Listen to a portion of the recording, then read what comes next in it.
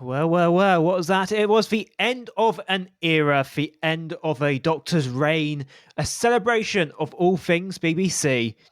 But did Chibnall manage to save himself from his normal writing flaws? Or will I be needing my popcorn, which I was meant to eat during the show, but completely forgot to listen to James's rants? James, will I be needing this popcorn? Maybe. Okay. I'll put it to one side just in case. I think it's popcorn on standby. I'm still in that. You know that place you're in after a Who episode, and I think you're in the same place I get, where you're still not quite sure what to make of it, and you're still going through everything, particularly with an episode as stuffed and packed and full of things as The Power of the Doctor is. Whether I need to rant, I still think is being processed. I'm sure I'll get to a point by the end of this podcast where I work out the answer to that question. So before we get to that point, what are your initial thoughts? My initial thoughts are, I mean, look, from a fan perspective, I will give credit to Chris Chibnall insofar as he delivered pretty much everything he could possibly have delivered. It's Cameo City. My God, it's almost everyone and anyone who is willing to do it / alive has come back. Paul McGann! Including Paul McGann and Sylvester McCoy and David Bradley as William Hartnell and Peter Davidson and even Colin Baker. Am I right in remembering we had Colin Baker? Yeah, I did think it was Colin. Yeah. Yeah. In addition to not just the two companions that you knew about, but plenty of other ones as well. There's a really, really good scene with that. But fan service aside, this is the most Chris Chibnall script that has ever been Chibnall.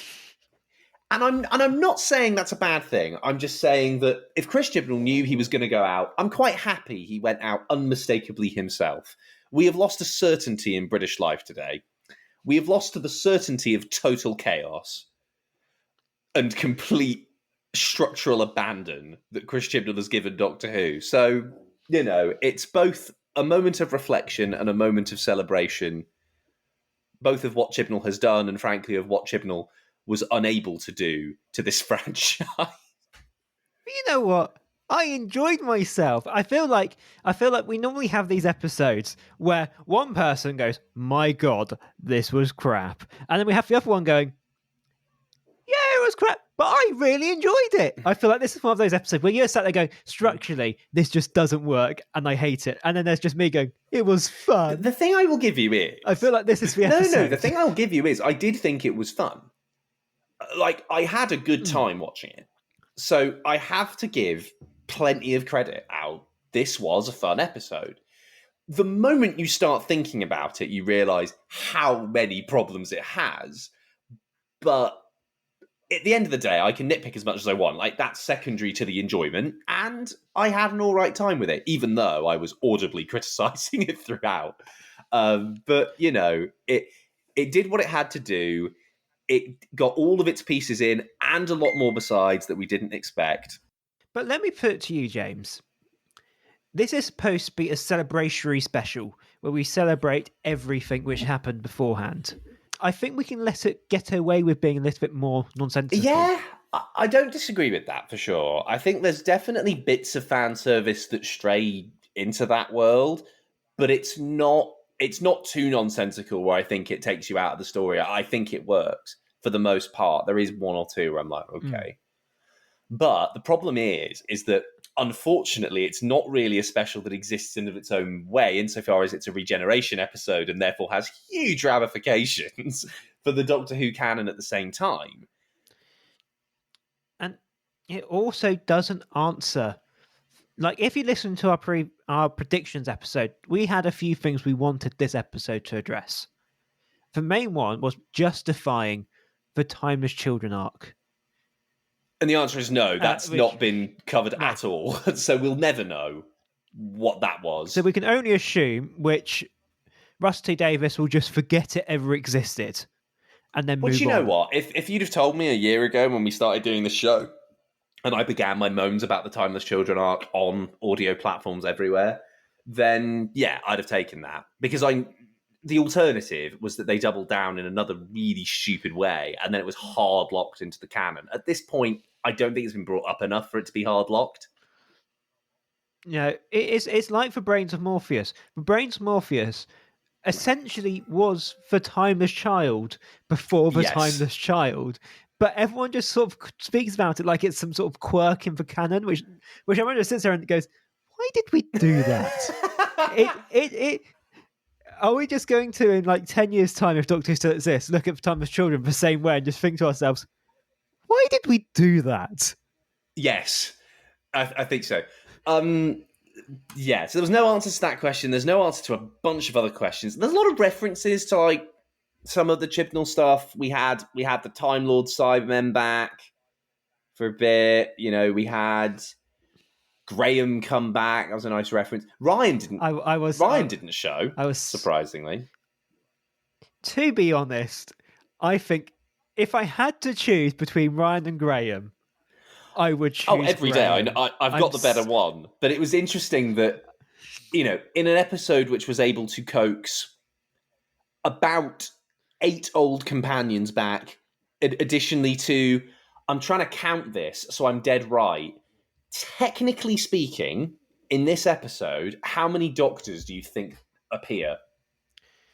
We had the 5th Peter Davidson. Yep. We had the 6th Colin Baker. The 7th Sylvester McCoy. 3. And then we also had the 8th Paul McGann. 4. And we also had the first Doctor played by an actor's name. David Bradley as William Hartnell from Twice Upon a Time, reprising like what he did there. So that's 5 classic Doctors. But I don't think that's too hard for them, because I have to be honest with you. The way they did these cameos, I much prefer how they could have done it. Much like the Curator with the Curator in Day of the Doctor, in the 50th, where he just turns up and we just kind of go, yeah, that's phenomenal. I really enjoy that cameo. At least this one here makes sense. Our cameos here in sort of like the universe. Yeah. Although, and this is me kind of segueing to the fact that I think it's worth starting at the end. It's not just 5 classic Doctors, strictly speaking, is it? No. I suppose the main takeaway from The Power of the Doctor is, who is the Doctor now? David Tennant. Fucking yeah! He's back! One moment, please, as we calm down, James. We should have the Ralph Wiggum technical difficulties card. Right, James, now you've calmed down a bit. Yeah. Where were you going with this thought? And please don't just start your sentence with, "Oh yeah, David Tennant." Actually, no, I'm not going to start. Right, okay, I'm going to get my fangirling out of the way now, very, very quickly and as calmly as I can. It's brilliant that he does the first line like he does the first line when he's actually 10. The what happens, which is perfect Russell. The end sound is perfect Russell. It's, you know, the best possible way in 10 seconds Russell could have announced he's back, basically. So what I actually want to talk about is what that now means moving forward, because you know as well as I do that I was looking forward to this episode more for the fact that we were going to find out more about what was going on after this episode, and now the BBC have released some information about this. Can I just say, locks things in. The fact we've got this information now, so such a clear differentiation between Chibnall and Davies. Because if it was Chibnall, we would be finding out the dates of these specials probably a week before they air.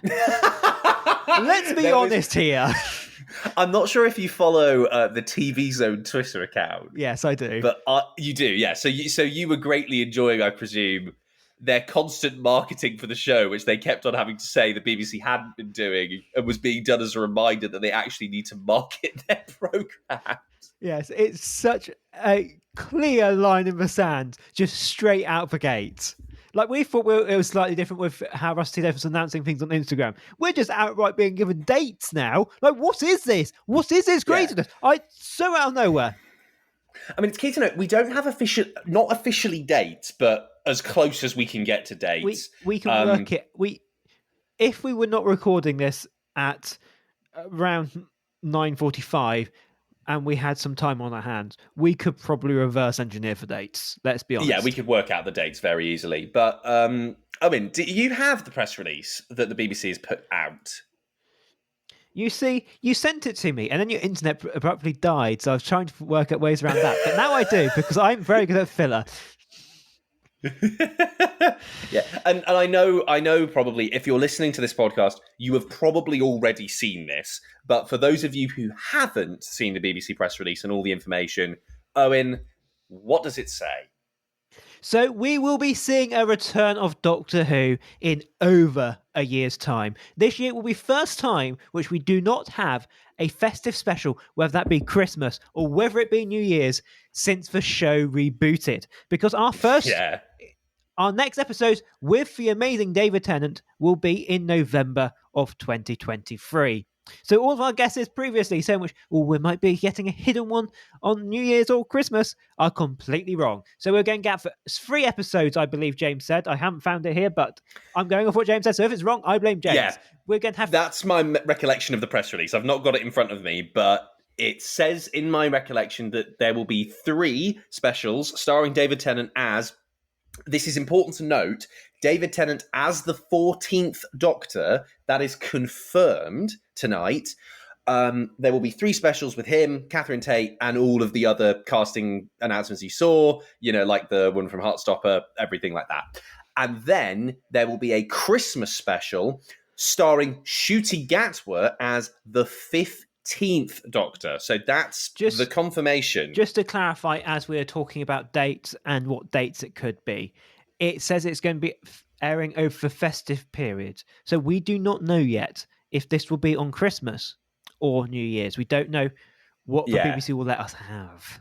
I'd be inclined to hope, because Russell had always done his at Christmas, that he would push for it, but New Year's a thing. So we'll wait and see. But the key thing is, we're going to get 4 very special Doctor Who episodes in a very short space of time, but we're going to have to wait over a year for New Who. As Russell T. David says, how? What? Why?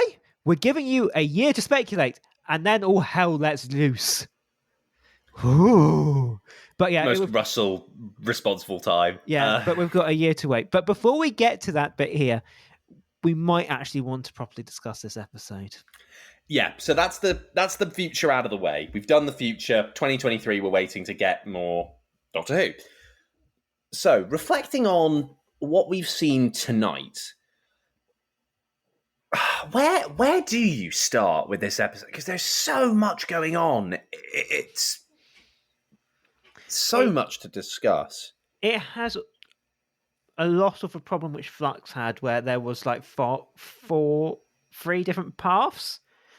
At least. And they kind of all messily come together. So, shall I do somewhat a synopsis? I mean, you can try. You're a braver man than I am to try and create a summary of this episode in quick time. And shall we do this in chunks?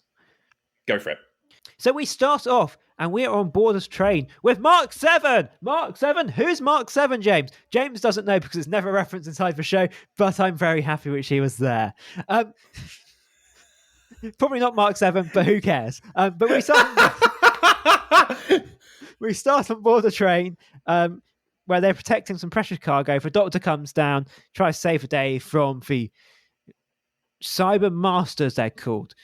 Yeah, they've gone with Cyber Masters. But Dan comes too close to death, and we lose him not long after. The Cyber Masters have captured their treasure, which was a small child. Owen, do you want to reword that? Because what I heard was Dan comes close to death and then we lose him. We do. That's what I said. People who haven't watched this episode, although God knows why you're listening to it if you haven't, Dan Lewis does not die. No, but we still lose him. Yeah, but like he goes home. We don't lose him.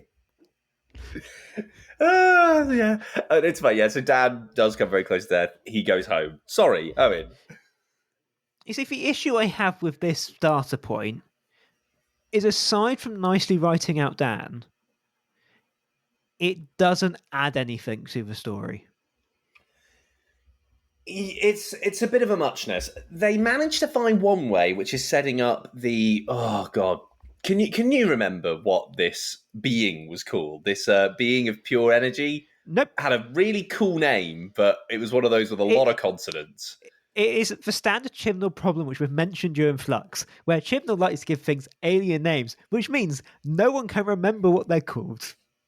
Like a Quailorx or a Quailax or Something along those lines. I'm probably way off, but that's what it was. So at least there was a link into the story insofar as they were getting the engine for the great big converter planet, which is in 1916. Look, it's a Chibnall story. So I will give, mainly because I think they knew they needed to write Dan out in a way. They actually make it make sense. Yeah, I think it's all right. I think they do it all right. I feel like it suffers from the old. This is going to show which our history, what this podcast is about. It reminds me very much of, say, the Faceless Ones or the War Machines, where the companion just kind of is there from the beginning and then just disappears. Yeah, it's just a sudden farewell. Because we do really only have Dan for that first 5 to 10 minutes. He comes back later on. Literally, like in the Faceless Ones. Yeah, and he comes back later on. When Ben and Polly are there to begin with, and then they just say goodbye, and then we're off. Is that in the Faceless Ones? Yeah. Oh, yeah, no, you're right. Yeah, Ben and Polly do just quickly... They're in like the first 2 episodes, and then they're never seen again. And then at the end, we see them going, right, so that's us done then, Doc. Goodbye. Pretty much. That's yeah, that is it. And this episode with Dan gives me flashbacks. It's one of those ones where I'm thinking to myself, why couldn't this have been done previously?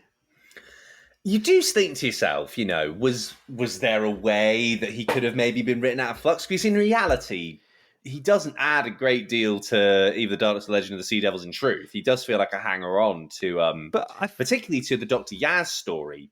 Yeah, but in those episodes, I feel like he still had his purpose there. But I feel like they could have gotten rid of him at Sea Devil, and then this story would have just made more sense. However, I do have to say, I don't know why they wrote him out, but I respect it so much because this story would have been a shambles if Dan was involved. There would have been way too many plot points to talk about. I'm happy from the perspective that they took Dan out of the way quite quickly, streamlined things at least a little bit, because then immediately after that streamlining happens, you're just hit with a barrage of plot points. On and on, coming at you again. Oh, here's Ace. Oh, here's Tegan. Oh, and here's a thing about a dozen seismologists and some paintings. Can I tell you what I generally thought was going to happen when we mentioned volcanoes? What do you think was going to happen? I am so broken now with Classic Who. I was thinking, wait, where's Salamander? I'm so broken. That would have. I mean, look, there is a very nice Troughton callback in this episode. I just didn't think it would be that one. But am I the only one who's just that insane to think? No, right. I lie slightly.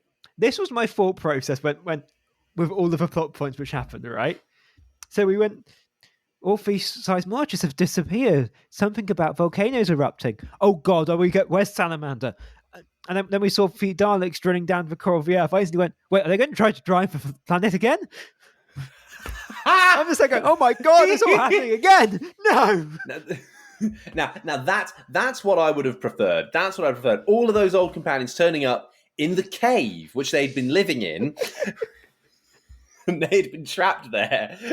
Wait, what's this? Is this a pipe by any chance? Are there some humans in there? Oh my God. The humans were found in the pipe and the administrator was dealt with. And just for context for people, that is a a Sensory Rights reference. It's an old First Doctor story. That's legitimately what happens in the last episode. We have loads of old podcasts. Go find them. They're enjoyable. They're good fun. They're like this. But we're still on New Who tonight. Yeah. So, yeah, barrage of plot points hit you. And for me, this is one of the biggest Chibnall issues, and it rears its head again, is that he just doesn't know when to say no to a plot point. He comes up with all these ideas and just throws them in and doesn't really mesh them together properly. I spent most of the first part of this episode just thinking, what of this is actually going to be important? And the answer is very, very little of it. In fact, almost none of it is really that important. It's very much Chibnall writes like a child at the beginning, where he's got a toy box, and he's sat there going, "Oh, this looks fun to play with. This looks fun to play with. This gets fun to play with. This is fun to play with. This looks fun to play with." And then by the end of it, we're like fully into it, and he just and he's just sat there going, "Okay, that toy's boring. That toy's boring. That toy's boring. That toy's boring. That toy's boring." And it just kind of gets left with just like one plot point at the end, and it just shows which some things just legitimately just needed redrafting at some points. Yeah, it's a bit like he just throws everything at the wall, and whatever lands on the wall, he just goes with at times. This was a massive, massive problem with Flux last year, was that there were so many plot points that you thought, that were essentially active questions in the story that you thought would have answers and never did. They introduced this whole thing about seismologists and paintings, and you're thinking, oh, is that a mystery to solve? No, the paintings have been stolen so they can be defaced to send a message, which didn't matter, because the moment they figured that out, the Master just sent a direct video message fucking anyway. So what was the purpose of that 10 minutes of supposed mystery? The seismologists have been miniaturized, whoop-de-doo, and now they're dead, whoop-de-dooer. Again, pointless to the overall narrative. What the hell they're doing in 1916 Russia is entirely irrelevant, only to have what is the worst part of this episode, a song and dance number. No, the dance break is the best part of this episode. The dance break's horrific. The dance break is needed. It cheered me up and made me happy. Do you know what I think the dance break is? And I do not apologise for saying this word. Complete ass. No. Did you ever watch The Kingsman? Not the Kingsman series, The Kingsman. This was the other one they did with Ralph Fiennes. Came out like a year ago. No, I only watched the first one because I heard the rest of them were shit and I never bothered to watch them all. This movie is shit, but I will quickly give context. Basically, this movie has Rasputin in it, who the Master ostensibly is in this episode. Matthew Vaughn is, for those who have watched his films, a pop culture vulture in the best of any obvious thing he could do, he would do. Even he showed the restraint not to have Rasputin dance to Boney M. It's the most obvious fucking cliche you could do. I watched it thinking, are you seriously doing this? We're taking 2 minutes to watch a dance break to Boney M because he's Rasputin. And there is no other reason for him to be Rasputin in the spot other than to have that dance number. I don't care. Fuck. I don't care. I loved it. Like, it was fun in a context, but then you realise, holy shit, imagine all the other things we could have done with this 2 minutes. This is the first time, I believe, that the Daleks, the Cybermen, and the Master have been in one room in Doctor Who. No. And it was used for a song and dance number to Boney M. No, for Master and for Daleks have got a very checkered past. No, but all three of them. Oh, three of them together inside. Three of them been in one room. Because I know that combinations of two have. Yeah, I think combinations of all two have happened at some point. Mainly. Yeah, because Dalek Cybermen is Doomsday. Cybermen Master was obviously back a couple series ago, and Daleks Master is a lot of time. Yeah. But this is the first time you've got, I think, what we would call the holy trinity of Doctor Who baddies. Yeah, it kind of goes in a room together, and it was used for a song and dance number to Boney M.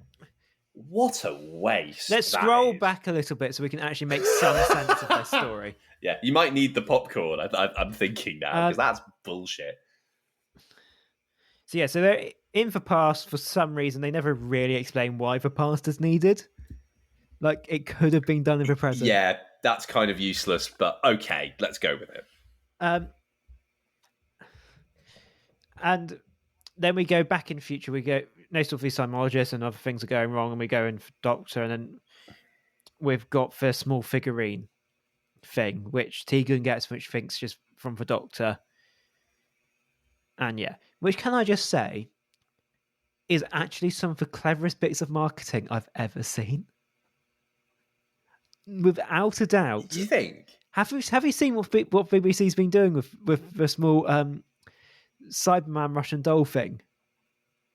I've vaguely seen it. I've vaguely seen what they've been doing. They've been sending out those figures with a note from the Doctor to just like reviewers. Yeah, well, that is really clever. The fact they've actually done that in episode. Yeah, like, and can I just say, it's not the worst way to bring the Cybermen in. It makes sense. No, I'm really happy with it. I actually thought that the whole Russian doll Cybermen idea. I mean, it's no different to back to Doomsday, actually, which I just mentioned before. The progenitor, which the Daleks have in the Void in Doomsday. It's the same principle. Totally fine. I think the fact that it was given to Tegan because the Master knew that Tegan would take anything from the Doctor is actually clever writing. Yeah. Like, that actually gives Tegan a thing to deal with in the story, as opposed to just being there as a fan service thing. So great, all that's great. There are good things to be found in this episode. That's one of them. And also, so then we go into that bit there. We have some interactions with the Master and all that kind of stuff. Can I just say, right, this bit here will not make sense to our listeners because we record massively in advance. Way out of advance. We've recently just done the full Master season, and James said in that first episode, and something along the lines, roughly, we've never seen him use the mind powers in Modern Who before. That's true. And as soon as he starts doing that, I just went, nah. I just thought instantly of you saying that, and just loved it. Yeah, well, when I saw it happen, I did think, oh, they're using that part of Who. And you know what? This is more of a broader point of credit to Chibnall, to be honest. The classic lore stuff is, for the most part, bang on in this episode. They did not get it wrong. It's faithful. And the fact they're pulling out little things that I feel like you'd almost have forgotten unless you were quite into the show, unless you really did have something into the show and you would know about it. The fact those things come up and are used in the plot is a nice reward to fans. I mean, let's face it, this is a special. There has to be an element of fan rewarding. For the most part, Chibnall gets that right. And this is something which I was going to bring up when we were talking about cameos beforehand, something which I liked about it, is that none of what they did damages the Doctor's legacy, the classic Who legacy. Because, yes, we get to see sort of like visions of them when it's slightly in this limbo land, but none of that, yes, they are the Doctor, but they're never the 8th Doctor. They're never the 7th Doctor. They are just the Doctor. Yeah, they are named as a previous incarnation of, which they are. Which I think is very respectful to classic Who, which I feel like we haven't had sometimes. I agree. I really adored the way, because even, and I, you know for a fact that I'm one of the biggest Davies fans out there. Yeah. I will even admit that Russell T Davies has not been as respectful to the classics as this episode is. No. Like, I love how, yes, it was very fan servicey. Let's get that out there now. Oh yeah, 100%. It is. Everything I feel like what they did with having sort of like for different incarnations speaking to the Doctor at sort of like the edge of regeneration, and sort of like the AA meeting of companions. I love the AA meeting. I love the AA meeting really because good. It's such fan service nonsense, but also it didn't affect the plot at all. And I also just love it. And it makes sense for those characters. That's why the AA one I was going to come on to when we got to it in the episode, but I thought I could talk about it now. This episode is just all over the shot, let's be honest here. Yeah, I knew it was going to, mainly because Chibnall's writing it, but there are points where Chris Chibnall gets it bang on. I think that scene's the best one he's written for Who. And also, And it's rather fitting it's one of the last ones. can I just say, it was such a fitting sort of epilogue for the Doctor, is having their old companions getting together and talking through what they saw. It works on every possible level. And also, William Russell. yes, I'm so happy. William Russell. So happy Ian came. When I saw him, I think it could be because I was watching it with my girlfriend. I think she could vouch for the fact that I was audibly gasping when he came on. There were a few cameos which I thought, oh wow, they brought them in, but that one really was like, oh my god, they've actually brought Ian in. And also something as well about that ending. It fully sets up, if Russell T Davies wants to go down this route, he can now very easily call in some old companions, and it makes sense. Oh god, yeah. Well, canonically, the thing is, Russell, I think, has always toyed with that idea. Certainly since post 2010, since post the end of time when he went out. If you recall back to COVID, he did Farewell Sarah Jane, the audio piece. Yeah. For Elizabeth Sladen. And in that, he mentions pretty much every classic companion he can get his hands on. In a similar way to this, he sort of infers that, he imagines a scene where they're all talking and sharing stories of the Doctor. And this is the visual representation, I think, of that scene. And I don't think it's a mistake that scene happens when Russell is about to come in. I wonder what that means. I don't care who had influence on it. It's a bloody amazing scene. No, I don't care either. But I hope that means that Russell will use them. Yeah. Yeah, because Companions is for one way to call back to the Doctor's past when it doesn't get messy. Because yes, one or two Doctors being in a story is always fun, but it gets messy very quickly. Yeah, but we've had the multi-Doctor stories, but they're more messy than this. You can very easily go, oh, let's go to get this companion. Let's go get Ace again. And we don't need to try to explain why Ace is older. We don't need to try to explain why there's two Doctors in a room. But also it's such a nice way to call back to old Doctor Who. Yeah. And you know what? I thought the way they brought back AST was very direct. It was just, we are as older as we should be, canonically. Yeah. We're here now. We're still going. We're in the episode. That was it. That's all we needed. And I'm also happy because I saw some talk which Jamie might be brought back. I am so glad they didn't, because it would make no sense at all with how old he would be. Because Jamie is dead in Doctor Who universe at this point. Oh, yeah, 100%. He's been... Not only that, we have to remember that Jamie doesn't remember the Doctor Who universe. Exactly. So I'm happy which they left those ones out. I wish we saw more modern Who companions, whether that be like... Obviously, we can't see Rose, but... But Martha came back or something along those lines. Yeah, maybe that was something, but I wonder whether that is because maybe they're being brought back in 23. Perhaps Russell wanted to bring back his characters. I don't know. I'm just purely speculating. Who knows? It would have been nice to see them. But let's go back onto the story. So we've got the Cyberman plot line where they are taking over UNIT and they get Kate. Yeah. Meanwhile... that was tense. I like that bit. Yeah, when you think Kate's going to be converted. Because we'd heard rumours, a lot of speculation about Cyber Kate, I seem to vaguely remember. No, it was you constantly going, oh, they're going to kill Kate. They might kill Kate. They're going to kill Kate. That was all you. Was that all me? I know you had a very strong voice in this. Every time we spoke about Kate in this episode, you're there going, they better not kill Kate. Well, yeah, I was worried they were going to kill Kate. But they didn't, thank God. Yeah, and then there's the whole thing. Tegan's still in there, helps them out. Can I just say, the call back to Eldrick actually made me... You mean Adric? Adric almost brought a tear to my eye. I loved that. Yeah, that was beautifully done. That was such a beautiful callback to him and what happened to him and that story ends. The decision to have Davison and McCoy, even though it's through the interface, obviously if you watch the episode you'll know that We'll explain why, but the Doctor needs an interface to communicate with the companions later on in the episode, and this interface changes to the Doctor that person feels an emotional connection with, which is, yeah, I'll let that run. That's smartly written. And Davison and McCoy reprise their roles with Tegan and Ace respectively, and it's genuinely brilliant. Yes. Shall we? I know the Daleks are doing something, but they capture the Doctor.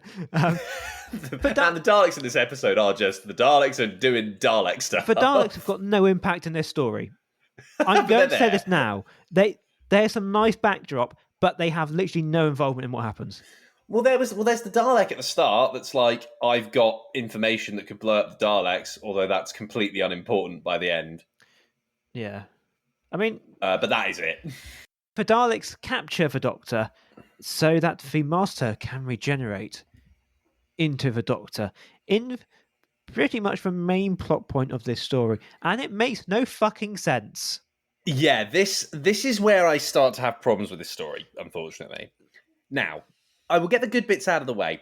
Obviously, we mentioned Jamie before, not having any knowledge of the Doctor universe. We were talking about classic. That is because of the forced regeneration that happens in the War Games, and that whole concept is brought back brilliantly here. Can I also just say, I love the fact which there was a slight call to the whole series, whatever be it, the conspiracy theory which the Doctor did things after the second Doctor. Yes, I love that little call out there. But carry on. Yeah, there's loads of classic references. I feel like I want to go back through and watch the episode and find more tidbits because I know there's some I've missed. So credit to Chibnall again. What happens in the Forced Regeneration is absolutely bonkers and makes no sense. Basically, Sacha Dhawan's Master becomes the Doctor, but it's not that the Doctor has the face of the Master. The Master is the Doctor now. But with the face of a Master. It's the Master. I really feel like they missed the trick here, because surely, like, the basic way to solve the fact which just makes no sense is have Jodie act like Sacha Dhawan does, and flip it back so that the Doctor is the Master. Flip it the other way around, so the Master has got the Doctor's face. I feel like that would change nothing in the storyline, but would make more sense. Well, the problem is that you can be the Doctor all you want. You look like the Master still, and act like the Master. Your plot of debasing the Doctor's name by being the Doctor, like, what doesn't work if you're the Master. You could have done that already. You had a TARDIS already. You could have gone around and claimed you were the Doctor without going through this whole palaver. Yeah, like, you could have done everything without doing any of this. I feel like it would make so much more sense if the Master's brain got put into the Doctor's body. Like, I would... Yeah, that works. I would fully get behind that. And also, nothing in the story would need to change. I know. It would just make more sense. That Chibnall went down this path. Look, this is why I have to come down, despite all the good things I've said, it's why I have to come down and say that this is all the problems with Chibnall. Because the main conceit of the story... Yeah, here he goes. Get the fucking popcorn for this. The main conceit of the story does not make any sense. It doesn't make logical sense. So no matter what you do on the side, you've got a story that is fundamentally flawed. You know... What does this mean canonically? Does this mean that the Master is the 14th Doctor now? Strictly speaking, I mean, obviously we're discounting war and so on, but... Right? Because we've had... So the Doctor becomes the Master. That's theoretically a new Doctor, because the Forced Regeneration in the War Games is one. Turns back, or degenerates, I suppose. That's what they use there. Jodie, and then within about 20 minutes of screen time is another old Doctor. It just doesn't make a lick of sense. It's a cool idea that they didn't think how it would actually work. Did you enjoy the popcorn? I went out and got a glass of water. Did you? And so, but you agree. Anyway, but you agree with me, right? That this doesn't the story has to be flawed if this doesn't make sense. Like, I feel like for the idea, like it doesn't even that it makes no sense plot wise. Plot wise, it makes sense. Plot wise, of what happened here makes sense. The issue is the characters. Like if they had kept it, so I say, if they took Master's brain, put it in the Doctor's body, and the plot carried out the exact same way, I would be sitting here going, yeah, you know what? I could get behind that. It might be flawed, but I can get behind it. But they put the Master's brain in the Master's body, which then took the Doctor's place. Yes. What happened was that the Master killed 12 seismologists, debased 15 of the world's most famous paintings, was in cahoots with the Daleks and Cybermen, which is no easy feat in Doctor Who lore. Mm-hmm. Stole a rare Qualorxy thing, had like 2 freaking fake planets going on to gain the power, all to essentially do a costume change. Yeah, I can get behind everything in this episode. And do you know what's more frustrating about that? But actually? That annoys me. Is that I want to really praise Sacha Dhawan's acting. Sacha Dhawan, I really want to praise him for this episode. I'm going to put this out there. Of the modern Doctors, not modern Doctors, of the modern Masters, he is one of my favourites. I will put that out there happily. I would agree with that. And it's a shame, much like Jodie, to be honest, it's a shame his Master can't do much because it's so limited. And hasn't he already been announced to be doing Big Finish stuff? If that isn't true, then I hope it is. Simple as that. I think the way that Sacha plays him as the Doctor, which is just the Master, but let's overlook it for this. The idea of him actually being the Doctor and everything and how he plays that is spot on the money. Yeah, it's fantastic. Yeah, so Sacha Dhawan is starring in 6 new full cast audio dramas from Big Finish. And can I just say, I am so happy as fucking doing it because, as I say, he is actually one of my favourite Masters because he just gets the chaos just right. Yeah. It's just unhinged madness. And it's unhinged, but it's not too far unhinged as well. It's like he's just holding it together, which is bang. He's just holding all that chaos together so that it's understandable, and then occasionally he, lets the lid off, and you get that complete unfettered madness. I just think he's played it really well, and I know we sort of briefly mentioned this before. I really do hope that we get to see Russell write for him. I hope that we don't lose Sacha the Master. I do have a feeling he'll probably want to go his own way, but hopefully, fingers crossed, we can see more of that Master because he's great in this episode. The fact his getting Biff Finish says to me he will not be back. Yeah, which is sad. I hope against logic, but I think if this is a send off for this Master as well as this Doctor, then real credit to how he sent himself off. I think he's great in this episode. Sacha Dhawan is that's fucking nonsensical. That entire plot point is. He is. Yeah. He remains a highlight of the episode. He played that. As nonsensical as it is, he plays it so well. So I have to give him like massive amount of credit for this episode being fun and being watchable, despite all of the major problems it does have. Yeah, because despite the fact what we're complaining about, I think our view of this episode is very much like my popcorn. It's sweet, but it's also salty. It's the umami flavor profile. It's that in the middle. What is that? What is that feeling that I'm tasting here?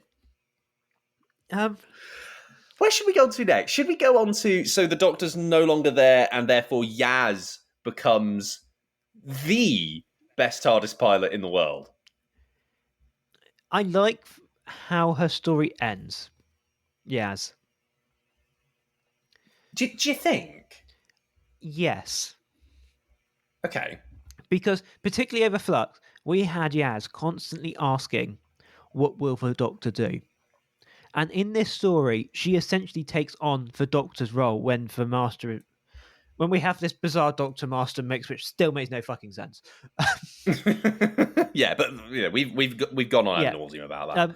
Can't be changed now. She becomes the Doctor, essentially. She works out how to fly the TARDIS. She grabs Vinda, she gets Ace, she gets them all together. She works out how to get the fugitive Doctor involved.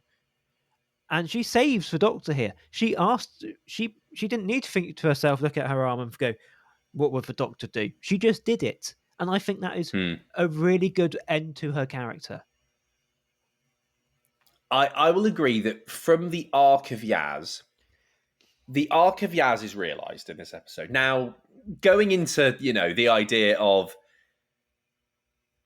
can a companion learn to fly the TARDIS in this way? Because it's a bit like, I suppose it's a bit like when Rey in The Force Awakens learnt the Force in about 20 minutes. But it has that problem. But I'll give it the benefit of the doubt because I think it works for his character well. I also think we need to remember, which we don't know, out of all of the Doctor and Companion duos, we don't know how long they've been travelling is left very open. And that's true. And they are very close. And we know and we know which this isn't a new thing. Rose also learned how to fly the TARDIS. Yeah, that's true. So I don't think it's that out there for her. And I will give credit as well that unlike I think anything we've had in Modern Who so far, this is a Doctor and a companion that were with each other from the start to the end. Yeah. That was it. They were from the start to the end, and we saw that relationship end. Although the one problem I do have, and it's more to do with an unanswered question, is I've been feeling that the whole of the last few episodes of Who had been building this Dr. Yaz will they, won't they story. Yeah, I was also going to bring this up, in that and it wasn't just brought is up. Not mentioned at all. This is the main thing that it seemed like everything had been building to, this sort of emotional realization of Roma, and it just doesn't get mentioned at all. They are alone on the TARDIS at the end, knowing that this is realistically the last time they will be together, at least with the Doctor in this form. You really would think this scene was the one to do that, right? Like, I was thinking this when the scene happened, when they're sitting with the ice cream, I thought, great, this is going to be the scene. Yeah. Because I was waiting for it, and it just doesn't come up. And it's a very odd build-up. Like, I could kind of understand it if it was something which the fans had kind of canonized themselves. But in the New Year special, I've completely forgotten what it's called, the Dalek one, when they're in Eve of the Daleks. Eve of the Daleks, it's outright one of the main plot points of that story. Yeah, it's a huge element of that story. It's like I was saying, like, I felt like the whole of this period of specials was building that plot point, and it falls to nothing. At best, it's bad writing. At worst, it's gay baiting, and that's a problem. Yeah, it just feels like it feels like he was so caught up. Let's go back to my toy analogy because toys in the pram. Let's do it. Let's not. When a metaphor is too complicated, the worst thing to do is dive out of it. You have to dive straight back into it. So let's dive straight back into my toy basket. I never want to hear that sentence again. So it feels like he just got overwhelmed by the amount of toys he had to play with, and he just forgot things. Again, it's when I because we've put the tweets out now. When I said that this was a story that summed up everything in the Chibnall era, I mean this for better and for worse. Yeah, it's all of his strengths and all of his problems exactly rolled into one special, and that's the biggest. Is that the biggest problem? Actually, I think maybe the Doctor Master regeneration issue is a little bigger for the plot. Yeah, honestly, I could kind of see past it because the thing is with this story, it's very much. I know I mentioned that at the beginning, and so I'm going to mention it as I think we're coming up close to the end of this now. I think we've talked about everything we want to, really. Yeah, there's not a lot left to So discuss. Sort of the ending and everything, but I'm going to go all the way back to the beginning when I was mentioning this. It reminds me so much of the not Battle for Daleks. What's it called? Evil of the Daleks. It reminds me, which you mentioned up before. It reminds me so much of the Evil of the Daleks, in that it is such a joy to be with, but as soon as you start thinking about it, it just disintegrates like sand. And that it just doesn't make sense structurally at all. Yeah, it's barely held together. It works just, but it is barely held together. It works because it's going flashy lights, distraction, distraction, distraction, distraction. But that's my issue. That's my issue. But I enjoyed it. I enjoyed myself. It is all lights and flash, and when you recognise beyond the lights and flash, the story there doesn't really hold up. Has a great deal of issues. Is far too overstuffed, by the way. I mean, I enjoy the fact they managed to get everyone in there, but we had a 10-minute sequence where we'd left Ace on the roof. There was 10 minutes of scenes. We come back and Ace is still on the fucking roof. Yeah. Like it's that kind of pace of development because there's so much happening. It reminded me of the Stranger Things finale, actually, insofar as there were so many characters in that show. And this was a 2.5-hour episode, bear in mind. They had way more time than Chibnall did. And it had worse of this problem. Yeah. So it's very easy to fall into, and unfortunately they do. And it is, as we say, Chibnall's main flaw. So let's talk about the ending. What did we think about how she regenerated? And how the story ended? Yeah, so I think the main thing to focus on is, why did Jodie need to regenerate? Because she gets hit by the disintegration energy of the Quailorks thing. Yes. Yeah, it's pretty much a direct hit. Not that we see any damage to Jodie because of vibes. This was my only problem I had while watching it, was her regeneration. It's very abrupt. My issue is the opposite. Oh, okay. So we do have the abruptness of her being shot, essentially. But then we have, from her being shot to her actually regenerating, is the most stretched out thing possible. It feels worse than when they had David Tennant doing the farewell tour. Do you think? Because I was going to bring up, will David Tennant have the fucking farewell tour? But at least with the farewell tour, you can kind of justify it and say radiation would kill you slower. But she got shot here. She got shot. Oh no, she didn't get shot. She got hit by essentially energy that was powerful enough to regenerate her in the first place. Yeah, and could disintegrate a planet. And from the first sign of, as well with David Tennant in that scene, he was visibly in pain while he was doing it. Yes. Here she's just sat eating ice cream. Yeah, Jodie is doing phenomenally well. Like, the only thing they say is that she was basically out cold for a while. That was the thing which annoyed me about this episode while watching it, was how drawn out that entire segment was. It felt like that they could have ended the episode 10 minutes before the end, because that just entire thing was just drawn out, which just didn't make sense with what we know regeneration normally is goes. A bit ludicrous. Like the closest we've got for something like this happening in Modern Who, at least, which I can think of, is when David Tennant is shot by a Dalek. Yeah, that happens like that. He does reverse it using the hand and other stupid things which Rusty Davis did, but it happened like that. Rose Tyler, Earth Defense, never let the dream die. There were reasons that happened, and we just never got to realise them. But it happened like that. This here is a similar thing, arguably more powerful. Oh, but not arguably. That's one Dalek. This is meant to be, Jodie says it herself. I have never seen one of these in the universe. It's meant to be incredibly powerful. She got a direct blast. Yeah, that was my problem with it, is that from her being shot and to her regenerating just took too long.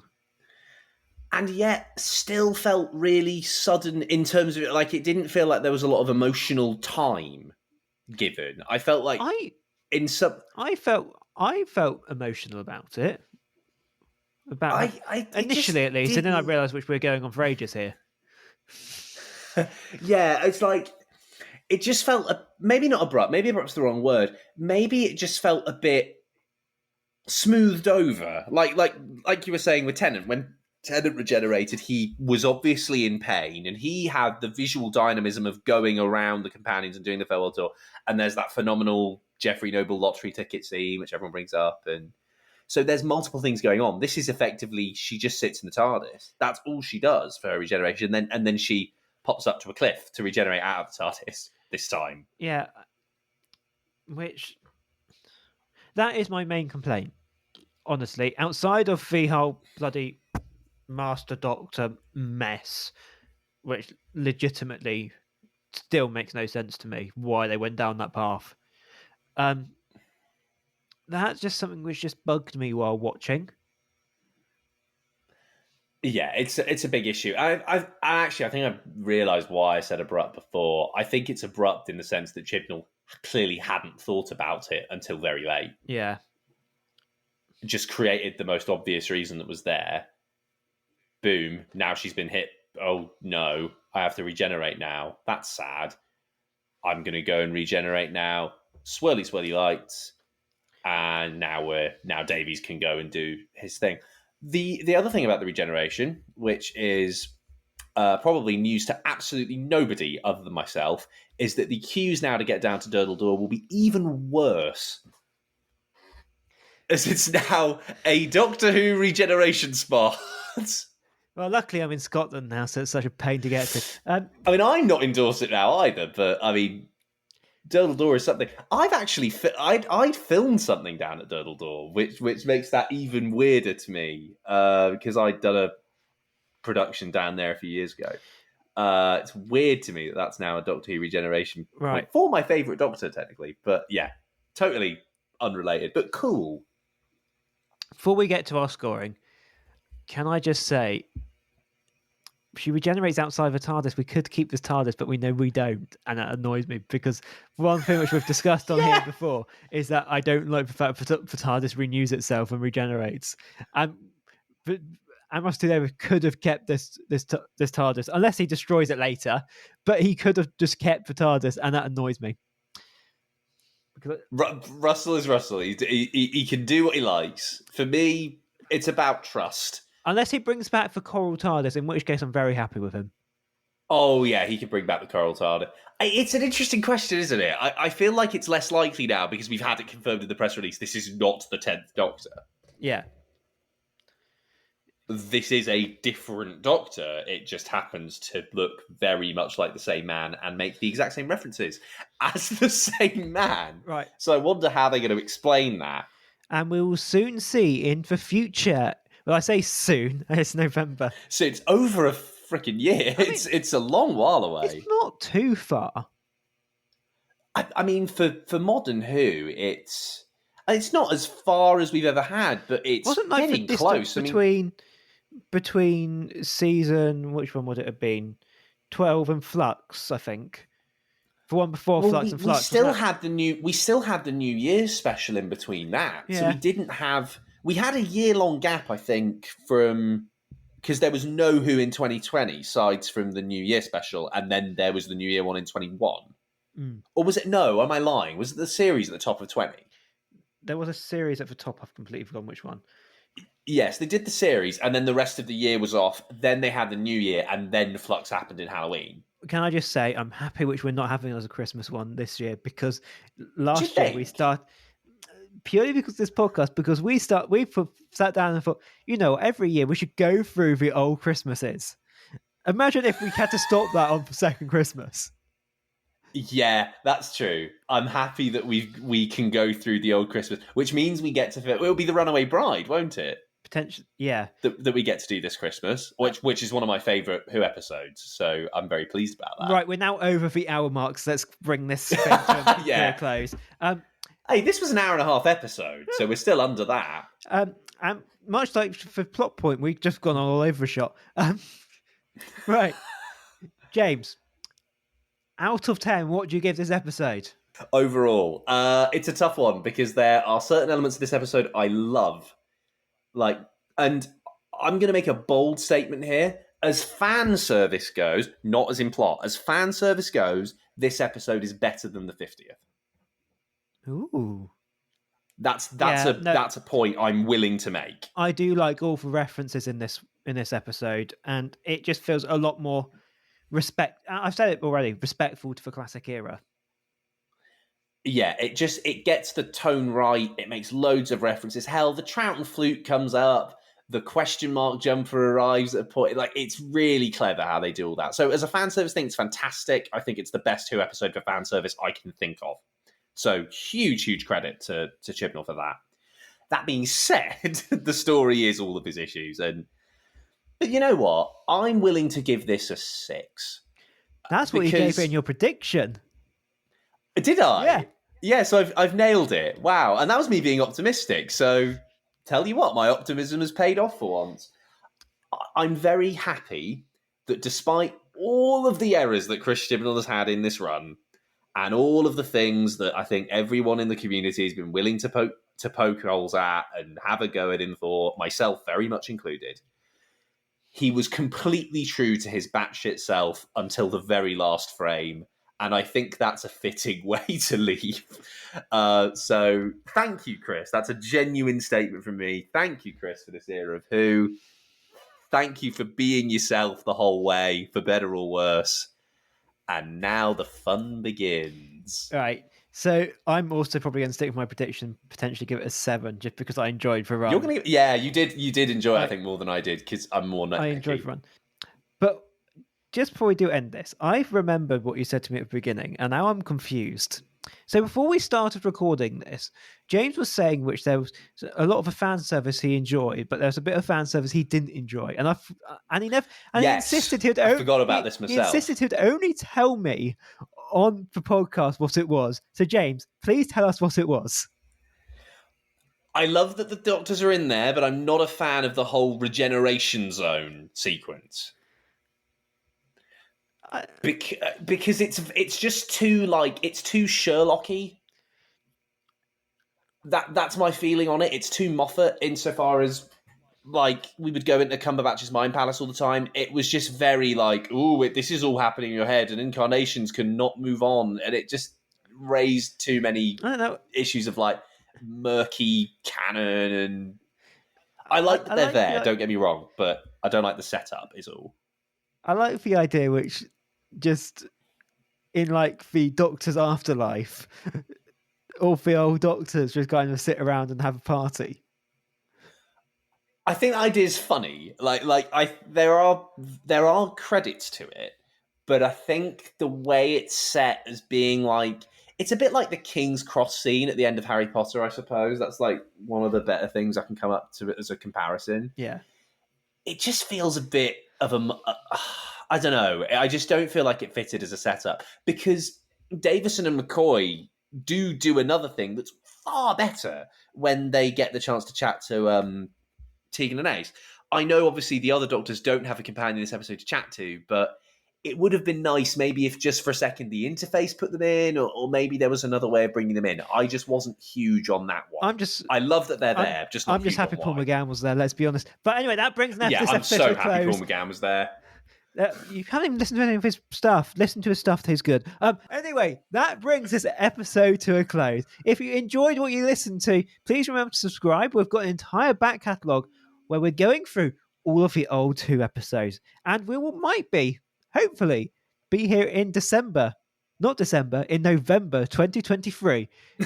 Yeah, way further away than you think. Where we will hopefully be reintroduced to David Tennant as the 14th Doctor. So remember to subscribe to get all those notifications. But if you want to contact us to tell us how wrong we are and how amazing the Doctor Master bit was, James, where can they contact us if they want to send us that rubbish? Sure, if you want to send us any rubbish, if you want to talk to Into the Black Archive, which is the podcast you've been listening to for the last hour, and if you have, thank you. If you want to chat to us about anything, you can do that via Twitter at Black Archive Pod. And if you want something a bit more than 280 characters, you can also email us. That email is blackarchivepod@gmail.com. You've got over a year to formulate your thoughts on what happens in 2023. So take your time, and also take your time running through our great big backlog of classic episodes. We're already 2 Doctors down, and we're going through John Pertwee at the moment. So if you want to come along for the ride, please feel free to. We are wherever you get your podcasts. So come join us in Bessie as we sail off into the distance. And that is it from us. Goodbye. Bye, Jodie. Bye, Chris.